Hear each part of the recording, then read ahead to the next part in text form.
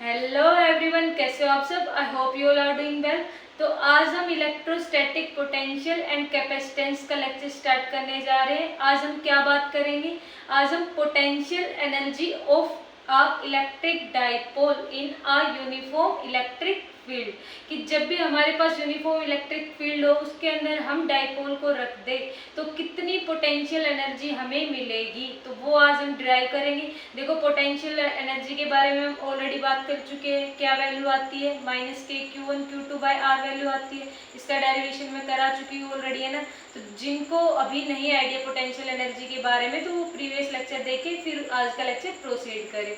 एक चीज और कि जो पोटेंशियल एनर्जी है वो किसी भी सिंगल पार्टिकल की होती नहीं है। हम हमेशा क्या निकालते हैं? Difference in the potential energy, यानी चेंज इन पोटेंशियल एनर्जी, और जो किसके इक्वल आता है? U final minus U initial की फाइनल पोटेंशियल एनर्जी, और इसमें से हम माइनस करेंगे किसको? इनिशियल पोटेंशियल एनर्जी को। तो हेडिंग लगाओ, potential energy, potential energy of electric dipole in an uniform electric field, है ना। अब देखो, डाइपोल का सबको पता होगा। डाइपोल क्या होता है? डाइपोल क्या होता है हमारा? Pair of equal and opposite charges की। ये मान लो मेरे पास -q है, ये क्या है मेरे पास? q। सेपरेशन की डिस्टेंस कितनी है इनकी? 2 है। ये इसका मैंने मान लिया सेंटर, है ना। तो pair of equal and opposite charges separated by a distance of 2 है, सम फाइनाइट डिस्टेंस, है ना। और डाइपोल मूवमेंट जो होता है यहाँ पे, डाइपोल का जो फॉर्मूला होता है वो किसके इक्वल आता है हमारा? q इंटू में 2 है ना। q इंटू में 2 है, इसके इक्वल आता है। यानी कि कोई भी हमने एक चार्ज उठा लिया, उसको हमने उसकी डिस्टेंस से क्या कर दिया? मल्टीप्लाई कर दिया। ये हमारा क्या होता है? डाइपोल होता है। आई थिंक इसका आइडिया सबको होगा, है ना। अब क्या बात करेंगे हम कि in placed in a uniform electric field की। मान लो ये हमारे पास क्या है? यूनिफॉर्म इलेक्ट्रिक फील्ड है। यूनिफॉर्म इलेक्ट्रिक फील्ड मतलब कि किसी भी पॉइंट पे आप जो इलेक्ट्रिक फील्ड की इंटेंसिटी निकालोगे वो सभी पॉइंटों पे इक्वल है। मतलब मैंने यहाँ पे पॉइंट माना, यहाँ पे पॉइंट माना, तो हर मेरा जो चार्ज है उस पर सेम इलेक्ट्रिक फोर्स लगेगी, सेम इलेक्ट्रिक फील्ड है, इस वजह से, है ना। तो ये होता है यूनिफॉर्म इलेक्ट्रिक फील्ड, है ना। तो ये मैंने क्या माना? यूनिफॉर्म इलेक्ट्रिक फील्ड माना। अब मैंने इसके अंदर क्या रखा है? डाइपोल रखा।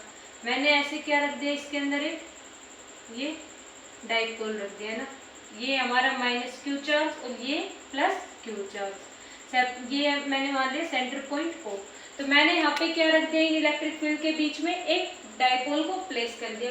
तो कितनी पोटेंशियल एनर्जी होगी? देखो, अब मैंने क्या किया कि इलेक्ट्रिक फील्ड के अंदर किसी भी चार्ज को रखा, तो जब मैं किसी भी चार्ज को इलेक्ट्रिक फील्ड के अंदर रखूंगी तो उसके ऊपर कुछ ना कुछ फोर्स लगेगी। इस +q चार्ज की वजह से कौन सी फोर्स लगेगी?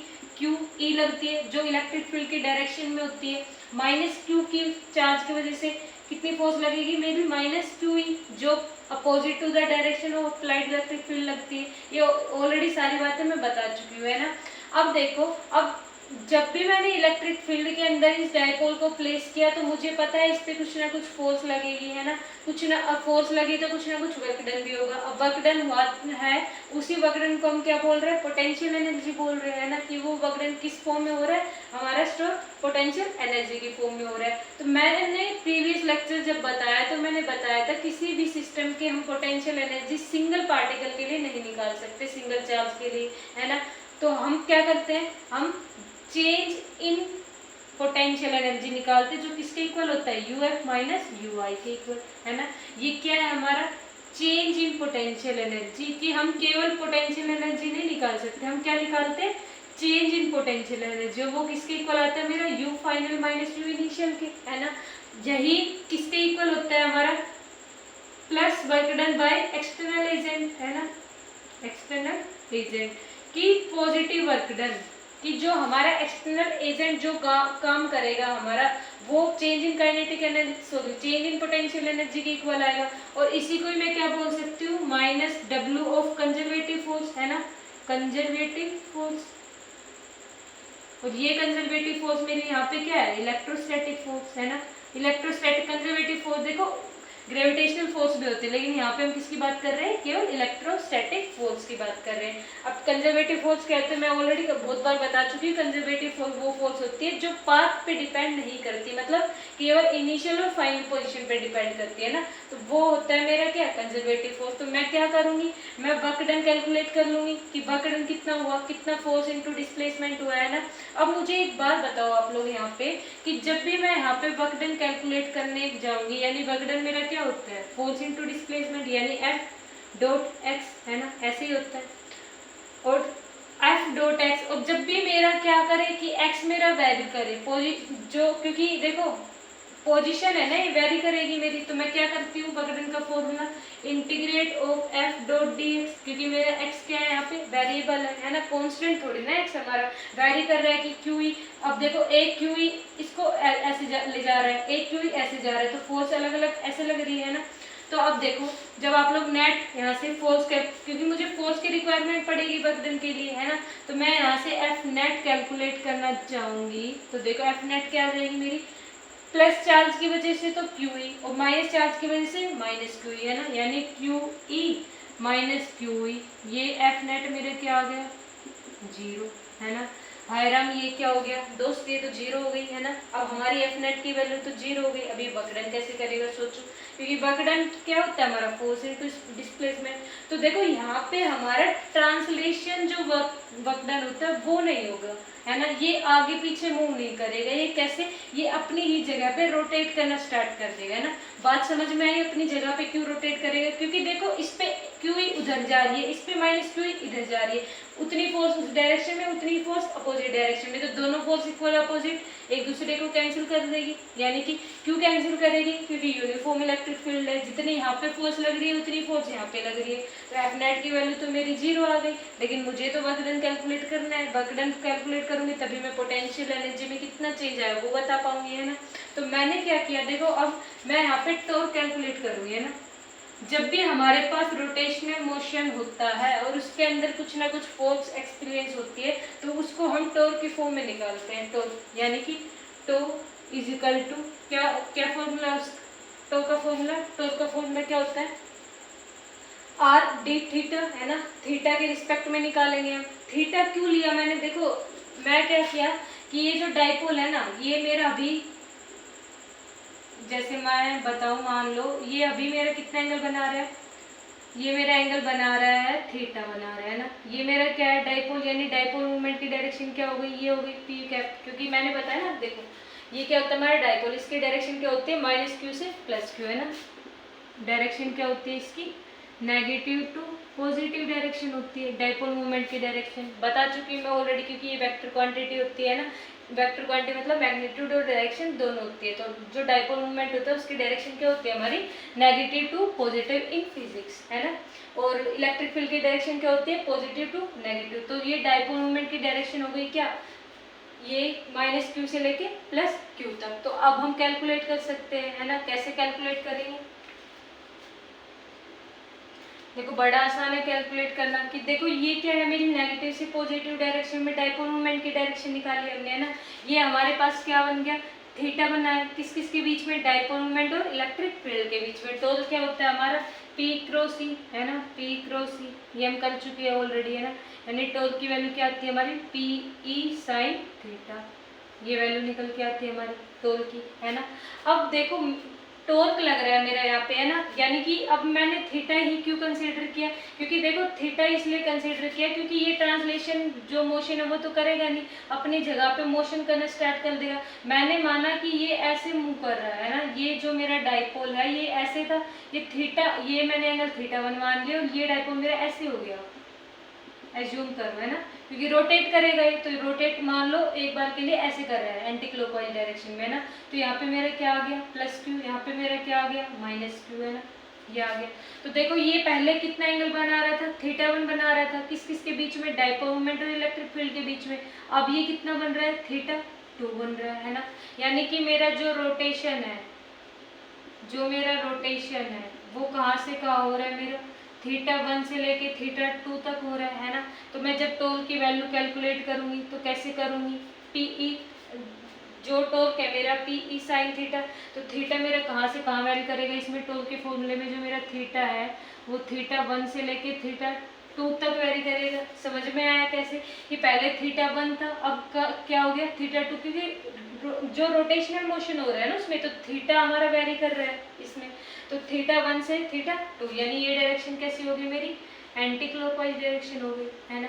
अब मैं बात करूँ टॉर्क की, अब देखो एक मेरा क्यू इधर है, एक मेरा माइनस क्यू है, मतलब एक क्यू ऐसे एक ये ऐसे, तो ये इसको ये वाला ये ऐसे घूम जाएगा, देखो ऐसे, है ना, क्योंकि क्यू इधर फोर्स यानी ये नीचे आने की कोशिश कर रहे हैं, माइनस क्यू ऊपर आने की, ऐसे, है ना, ऐसे, क्योंकि ये देखो ये मेरा क्या है डाइपोल है, तो प्लस क्यू कहाँ की तरफ अलाइन होना चाहेगा, माइनस क्यू डायरेक्शन में अलाइन होना चाहेगा, और माइनस क्यू जो है चार्ज ये हमारा opposite to the direction of field में अलाइन होना चाहेगा, तो ये प्लस क्यू इस इलेक्ट्रिक फील्ड के डायरेक्शन में अलाइन होना चाहिए, यानी कि ऐसे टॉर्क लगेगा ना मेरा, क्योंकि फोर्स जो है हमारी क्यू वो ऐसे लग रही है ना, तो यानी कि जो हमारा टॉर्क है वो कौन से डायरेक्शन में लगेगा, हमारा क्लॉकवाइज डायरेक्शन में लगेगा। इतनी बात समझ में आई हो तो इतनी चीजें नोट करो, फिर हम इसके डेरिवेशन पार्ट पे चलते हैं ना, नोट कर लो, स्क्रीनशॉट ले लो। देखो नोट हो गया इतना, है ना। अब मैं इसको इरेज कर दूं यहाँ से,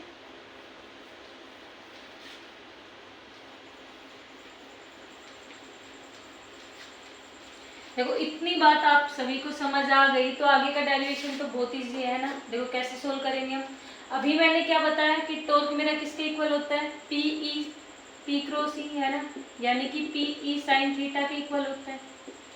मैंने क्या कहा कि जो मेरा वर्क डन है जब भी मेरा वैरी करे, क्या एक्स वैरी करे, तो मेरा जो फोर्स की वैल्यू है वो एफ डॉट डी एक्स निकल के आती है ना। लेकिन अब हम फोर्स से तो कर नहीं सकते, क्योंकि ट्रांसलेशन वेक्टर में हमने देखा हमारी जो फोर्स है वो जीरो आ रही है, कि क्यू ई माइनस क्यू, तो इक्वल और अपोजिट है, तो मेरी नेट फोर्स कितनी है, जीरो, यानी ये फॉर्मूला तो लग नहीं सकता है ना। तो मेरा जो डब्ल्यू इलेक्ट्रिक है, इलेक्ट्रिक फोर्स, ये मैं निकाल लूंगी, तो मैं कैसे निकाल लूंगी, अब मैं टॉर्क वाले तरीके से निकाल लूंगी। क्यों, क्योंकि यहाँ पे कैसा मोशन हो रहा है कि ये जो ट्रांसलेशन मतलब आगे पीछे तो मूव करेगा नहीं, ये अपनी जगह पे क्या कर देगा, रोटेशन स्टार्ट कर देगा, है ना।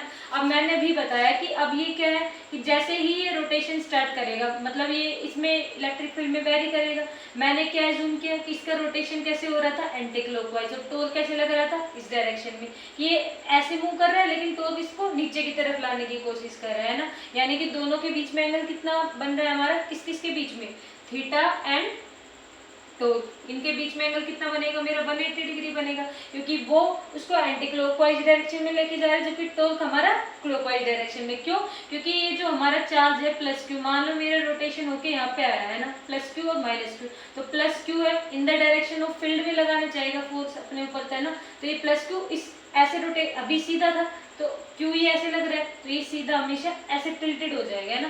तो यानी कि डब्ल्यू इलेक्ट्रिक फोर्स की वैल्यू मैं निकालना चाहूँ तो इंटीग्रेट टो डी थीटा, क्योंकि मुझे क्या पता है कि जो मेरा डब्ल्यू है वो किसके इक्वल होता है, टॉर्क इनटू में एंगल के इक्वल होता है ना। यानी कि अब मेरा जो थीटा है वो देखो वेरी कर रहा है, थीटा 1 से थीटा 2, है ना, तो थीटा जब वेरी कर रहा है तो हम डी थीटा लिखेंगे और उसको क्या कर देंगे, इंटीग्रेट कर देंगे। इंटीग्रेट मतलब हम इसको ऐड कर देंगे, छोटे छोटे थीटा निकाल के, फिर पूरा को हम पूरा वक्र निकालने के लिए हम इसको इंटीग्रेट कर रहे हैं, यानी कि कहाँ से कहाँ तक, थीटा 1 से लेकर थीटा 2 तक, है ना। तो अब देखो थीटा की value W electric force is equal to, यहाँ पे क्या आएगा मेरा थीटा 1, यहाँ पे आएगा थीटा 2 आएगा, है ना। तो ये मेरा क्या है, डॉट प्रोडक्ट है ना। तो मैं क्या करूँगी, टॉर्क की वैल्यू रख दूंगी। अब टॉर्क की वैल्यू मेरी क्या है, पी ई साइन थीटा, यानी कि पी ई साइन थीटा, और यहाँ पे क्या आ जाएगा मेरा डी थीटा आ जाएगा, है ना। P E sine theta D theta, और क्या आ जाएगा मेरा, देखो एंगल की वैल्यू क्या है मेरी, ये जो डी थीटा है ये इसको मैं ऐसे लिख सकती हूँ ना, integrate theta 1 theta 2 torque D theta cos 180 degree, है ना। ये क्या है मेरा डॉट प्रोडक्ट है, डॉट प्रोडक्ट को मैं जो हटाती हूँ तो मेरा यहाँ पे क्या आता है कोस, और टॉर्क और जो हमारा थीटा रोटेशन है ये आपस में एक दूसरे के अपोजिट डायरेक्शन में, यानी एंगल कितना बना है मेरा 180, यानी कि इसकी वैल्यू क्या होती है -1 होती है ना।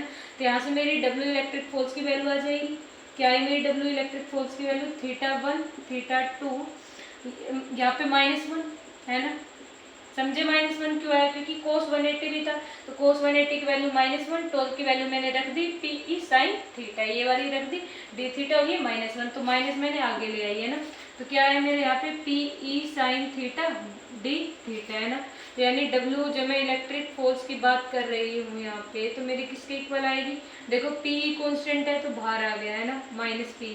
अब इंटीग्रेशन होगा θ1 से θ2 किसका, साइन थीटा का d थीटा का, किसके इक्वल आएगा, देखो -PE। अब जब भी हम इंटीग्रेशन करते हैं साइन थीटा का तो क्या आता है, माइनस कोस थीटा, साइन का डिफरेंशिएशन प्लस कोस थीटा आता है और इंटीग्रेशन माइनस कोस थीटा आता है ना, तो हम क्या करेंगे यहाँ पे, मैं माइनस कोस थीटा लिखूंगी, एक माइनस ऑलरेडी है तो ये क्या बन गया प्लस है ना, तो ये क्या आ जाएगा मेरा कोस थीटा है ना, कहाँ से कहाँ तक, θ1 से θ2 तक, तो मैं लिमिट को यहाँ पे सब्सटीट्यूट कर दूंगी, तो मेरा जो W इलेक्ट्रिक फोर्स की जो वैल्यू है वो क्या आएगी मेरी यहाँ से, PE cos θ2 माइनस कोस θ1 है ना।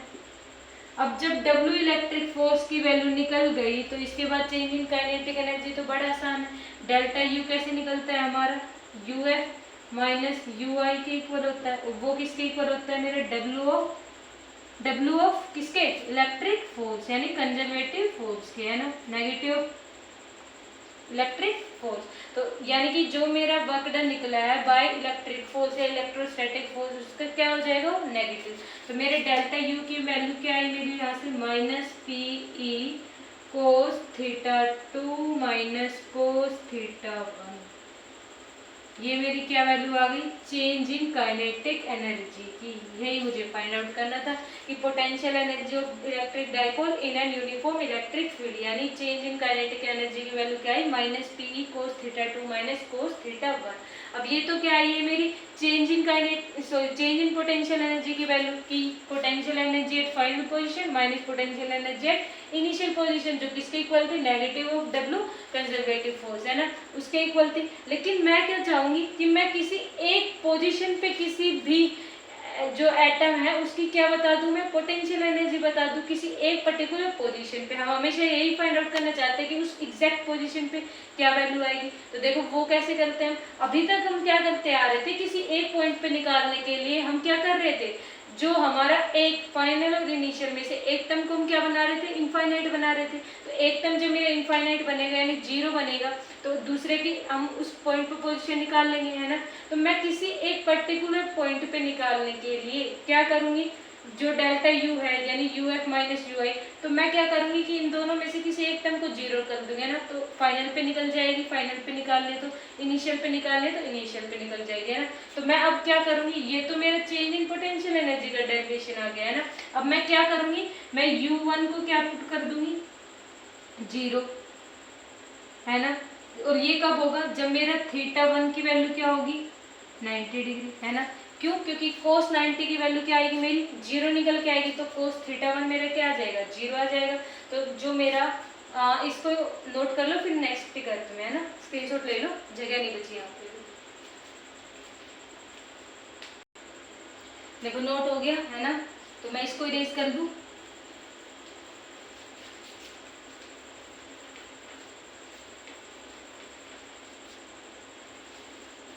आई होप इतना समझ आया होगा आपको है ना, इजी था कंसेप्ट। देखो अब मैं क्या करूंगी कि मेरे पास जो potential energy, change in potential energy यानी कि U θ2 माइनस U θ1 है ना, यानी फाइनल माइनस इनिशियल, फाइनल क्या है हमारा θ2 पोजीशन, इनिशियल क्या है θ1 पोजीशन, इसकी वैल्यू क्या आई अभी -PE cos θ2 माइनस कोस θ1, ये आई है ना, negative of W electric force है ना, ये वैल्यू आई है। मैं क्या चाह रही हूँ, ये मेरे पास देखो चेंज इन पोटेंशियल एनर्जी की वैल्यू है, मैं किसी पर्टिकुलर पोजीशन पे, मान लीजिए मैं θ2 पे क्या फाइंड आउट करना चाहती हूँ कि कितनी पोटेंशियल एनर्जी है, तो वो मैं कैसे करती हूँ कि मैं फाइनल या इनिशियल, अब मैं फाइनल पे फाइंड करूंगी यानी मेरे को इनिशियल क्या करनी पड़ेगी 0 करनी पड़ेगी। अब तक हम कैसे करते आ रहे थे, हम इनफाइनाइट मान ले रहे थे है ना, तो इनफाइनाइट पे हमारी जो पोटेंशियल एनर्जी की वैल्यू कितनी हो जा रही थी 0 हो जा रही थी। अब हम क्या करेंगे, अब हम देखो थीटा जो 1 है हमारा, इसको क्या जूम करेंगे 90 डिग्री, तो मेरी जो U एट θ1 क्या हो जाएगी 0 के इक्वल हो जाएगी है ना, तो देखो सब्सटीट्यूट कर दो, तो डेल्टा U यानी U θ2 minus U theta one की वैल्यू क्या हो जाएगी मेरी 0। तो U theta two is equal to negative of P cos theta two निकल के आएगा। क्यों?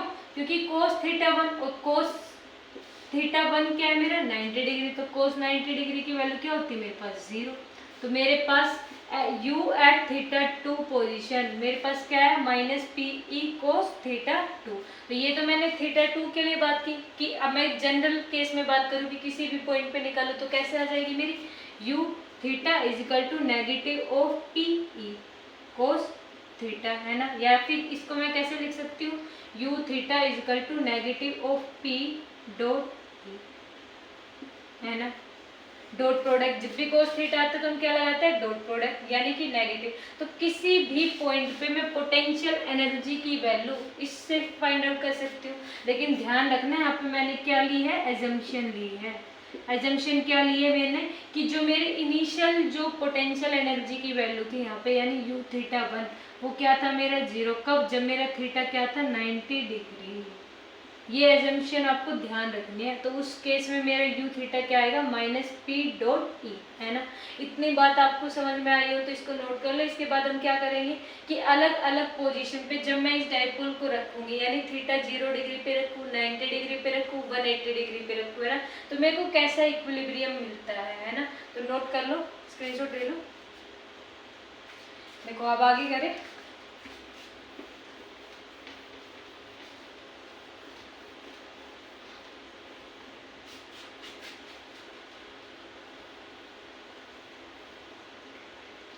देखो अब मैं क्या करूंगी, ये अभी तक मेरे जनरल केस की बात कर रही थी मैं ना। अब मैं क्या करूंगी कॉन्फ़िगरेशन फर्स्ट, है ना। कॉन्फ़िगरेशन फर्स्ट मतलब जब मेरा क्या हो, जब ये डाइपोल मेरा कैसे रखा हो मेरा ये जो इलेक्ट्रिक फील्ड है मेरी इलेक्ट्रिक फील्ड, है ना, इसके परपेंडिकुलर डायरेक्शन में रखा हो यानी मेरी थीटा की वैल्यू क्या हो जब मेरी 90 डिग्री हो, है ना। थीटा किस किस के बीच में बन रहा था हमारा ई और पी के बीच में, है ना। यानी कि अब मेरे यहाँ पे जो डायग्राम है वो चेंज हो जाएगा कुछ, है ना। मेरा कैसा डायग्राम आ जाएगा मेरा ऐसा आ जाएगा कि अब मेरा जो डाइपोल है वो कैसे रखा हो बिल्कुल परपेंडिकुलर डायरेक्शन में रखा हो किससे इलेक्ट्रिक फील्ड से, है ना। क्योंकि ये क्या है मेरा माइनस क्यू, ये क्या है प्लस क्यू, इस पे फोर्स कितनी लग रही है क्यू ई, इधर की डायरेक्शन में माइनस क्यू ई। एक चीज ध्यान रखना हमारी जो एफ नेट है वो हमेशा क्या निकल के आएगी 0। क्यों निकलेगी? क्योंकि जितनी क्यू ई उधर लग रही है उतनी ही उसके अपोजिट डायरेक्शन में लग रही है, दोनों एक दूसरे को कैंसिल आउट कर देंगे तो एफ नेट की वैल्यू मेरी क्या आ गई 0 आ गई इस केस में। अब जरा ध्यान दो कि ये जो मेरा पोजीशन है ये डाइपोल मेरा कैसा है परपेंडिकुलर टू डायरेक्शन यानी 90 डिग्री बन रहा है, थीटा की वैल्यू मेरी क्या है 90 डिग्री बन रही है। तो अब इस पे टॉर्क कैसे लगेगा? देखो टॉर्क क्या होगा, टॉर्क क्या होता है कि कितनी फोर्स इस पे लगेगी, कैसे रोटेशनल मोशन में, है ना। जैसे हमारी ट्रांसलेशनल मोशन में हम फोर्स को डिफाइन करते हैं ना, ऐसे ही रोटेशनल मोशन के लिए जो इस डाइपोल को घुमाता है उसको हम टॉर्क बोलते हैं ना।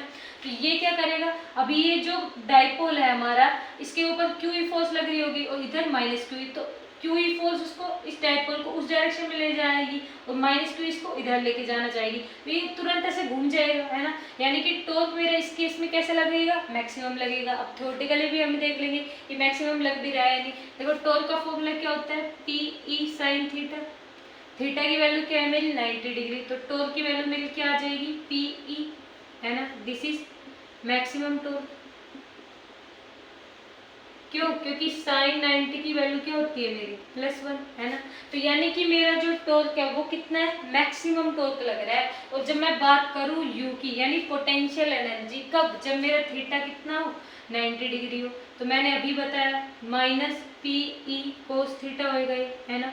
यानी कि नेगेटिव ऑफ पी ई कोस 90, और कोस 90 की वैल्यू क्या होती है हमारे पास 0, यानी u की वैल्यू मेरी क्या आ जाएगी when theta is equal to 90 degree क्या आ गई मेरे पास 0। यानी कि ये क्या है मेरे पास minimum potential energy. Minimum potential energy का मतलब क्या हुआ, देखो हमें एक चीज पता है क्या कि जो हमारी स्टेबिलिटी होती है वो क्या होती है inversely proportional to the energy, कि जो हमारा सिस्टम है वो कहाँ पे रहना चाहेगा हमेशा लोएस्ट एनर्जी स्टेट में रहना चाहेगा। पोटेंशियल एनर्जी मिनिमम मतलब कि अब ये जो टॉर्क है ना ये इस पे देखो मिनिमम पोटेंशियल एनर्जी मतलब कि मैक्सिमम स्टेबिलिटी, यानी ये इक्विलिब्रियम हमें कैसे मिलेगा स्टेबल इक्विलिब्रियम मिलेगा, है ना। जब हमारा थीटा क्या हो 90 डिग्री, और टॉर्क कैसा लगेगा मेरा मैक्सिमम। क्यों? क्योंकि देखो टॉर्क अब ये कैसा है परपेंडिकुलर डायरेक्शन में, टॉर्क क्या है कि जो इसको घुमा दे, इसको रोटेट करा दे। तो मैक्सिमम ये अभी परपेंडिकुलर है तो मैक्सिमम इसको इतना इस इलेक्ट्रिक फील्ड की डायरेक्शन में ला देगा, यानी कि मैक्सिमम टॉर्क लगेगा कब, तो थीटा हमारा क्या हो 90 डिग्री हो, है ना। अब दूसरा केस क्या है, जब हमारा थीटा क्या हो 0 डिग्री हो, यानी कि इसी जिस डायरेक्शन में हमारा इलेक्ट्रिक फील्ड है उसी डायरेक्शन में हमारा क्या रखा हो डाइपोल रखा हो, यानी ये प्लस क्यू ये क्या है माइनस क्यू, है ना। तो देखो इस केस में जो हमारी एफ नेट है वो तो 0 ही लगेगी, ऑब्वियस सी बात है, क्योंकि क्यू ही और माइनस क्यू ही, है ना, इक्वल और अपोजिट हो गए हैं, तो यानी एफ नेट की वैल्यू क्या हो गई मेरी 0 हो गई। तो टॉर्क की वैल्यू यानी पी ई साइन थीटा, और साइन कितना है मेरा 0, साइन 0 रख दो तो टॉर्क क्या हो गया 0। टॉर्क 0 मतलब कि इस पे आप कोई भी फोर्स, कोई भी इसको के ऊपर रोटेशनल मोशन में जो इस पे इस डाइपोल को रोटेट करवा रही थी वो तो अप्लाई ही नहीं हो रही। क्यों नहीं हो रही? क्योंकि ये already in the direction of electric field है, तो इस पे टॉर्क लगेगा ही नहीं, है ना। बात करें पोटेंशियल एनर्जी की, तो यू कहाँ पे, जब थीटा क्या हो मेरे 0, तो माइनस पी ई कोस 0, कोस 0 की वैल्यू क्या होती है 1, तो यानी यू थीटा इजकल टू 0 क्या आ जाएगा मेरे पास माइनस ऑफ पी ई, है ना। ये क्या आ गया मेरे पास, ये क्या आ गई मेरे पास मिनिमम नेगेटिव ऑफ पी आ रखे, है ना। बात करें अब हम किसकी, लास्ट केस की, थीटा इजकल टू क्या हो हमारा 180 डिग्री हो, कि मेरे ये जो इलेक्ट्रिक फील्ड है इनके बिल्कुल ही अपोजिट डायरेक्शन में क्या रखा हो डाइपोल, यानी इस बार यहाँ पे मेरा माइनस क्यू ही होगा, यहाँ पे मेरा प्लस क्यू ही होगा, है ना। यानी यहाँ पे प्लस क्यू चार्ज है, यहाँ पे मेरा माइनस क्यू चार्ज है, ये मैंने मान लिया डाइपोल रखे मेरे ये, है ना। ये तो देखो अब ये माइनस क्यू इस इलेक्ट्रिक फील्ड की डायरेक्शन में हो गया, लेकिन ये होता कैसे opposite to the direction of field, यानी कि सबसे ज्यादा अनस्टेबल इक्विलिब्रियम होगा। कैसे होगा, देखो एफ नेट की वैल्यू तो भी क्या आएगी इसमें 0, है ना। तो टॉर्क क्या होता है P E sine theta, theta क्या है 180 डिग्री। अब साइन 180 डिग्री वैल्यू क्या होती है हमारे पास 0, यानी टॉर्क इजकल टू 0, यानी टॉर्क की वैल्यू तो मेरे पास अब भी 0 आएगी क्योंकि in the direction of field रखा है, लेकिन पोटेंशियल एनर्जी में क्या चेंज आएगा, देखो u theta is equal to 180 degree minus P E cos 180 degree, है ना। कोस 180 की वैल्यू क्या होती है -1, माइनस ऑलरेडी है, यानी कि u कब, जब थीटा मेरा 180 डिग्री हो तो क्या आएगी प्लस का पी ई, यानी कि मैक्सिमम पोटेंशियल एनर्जी। यानी मैक्सिमम पोटेंशियल एनर्जी का मतलब क्या है कि सिस्टम मेरा कैसा है अनस्टेबल इक्विलिब्रियम में है, क्योंकि मुझे पता है कि जो मेरी स्टेबिलिटी है वो inversely proportional to the energy होती है। तो ये आज का हमारा कंसेप्ट था potential energy of electric dipole in an electric uniform field, कि जब फील्ड के अंदर हम, अब ये बात सारी हमने किस पे की है यूनिफॉर्म इलेक्ट्रिक फील्ड पे बात की है ना, कि हमारा इलेक्ट्रिक फील्ड हर पॉइंट पे इक्वल हो। नॉन यूनिफॉर्म फील्ड के केस में ये सब नहीं होता है ना। तो फॉर्मूले आपको ध्यान रखने कि टॉर्क क्या होता है हमारे पास पी ई साइन थीटा होता है। वर्क डन कैसे निकाला था हमने, इंटीग्रेट किया था टॉर्क डी थीटा, है ना, टॉर्क इंटू डी थीटा से, है ना। फिर उसके बाद हमने पोटेंशियल एनर्जी की वैल्यू निकाली थी। पोटेंशियल एनर्जी किसके इक्वल आई थी मेरे minus of P cos theta, कब, जब हमने एज्यूम किया था कि जो मेरा इनिशियल पॉइंट है उस पर थीटा की वैल्यू क्या है मेरी 90 डिग्री है ना। तो उस केस में मेरी पोटेंशियल एनर्जी क्या हो जाएगी 0 हो जाएगी, तो minus P E cos theta. ये सारी बातें आज के लेक्चर की आपको ध्यान रखनी है। Please share and subscribe my channel. आज का लेक्चर यहीं पे स्टॉप करते हैं। Thank you for watching my video.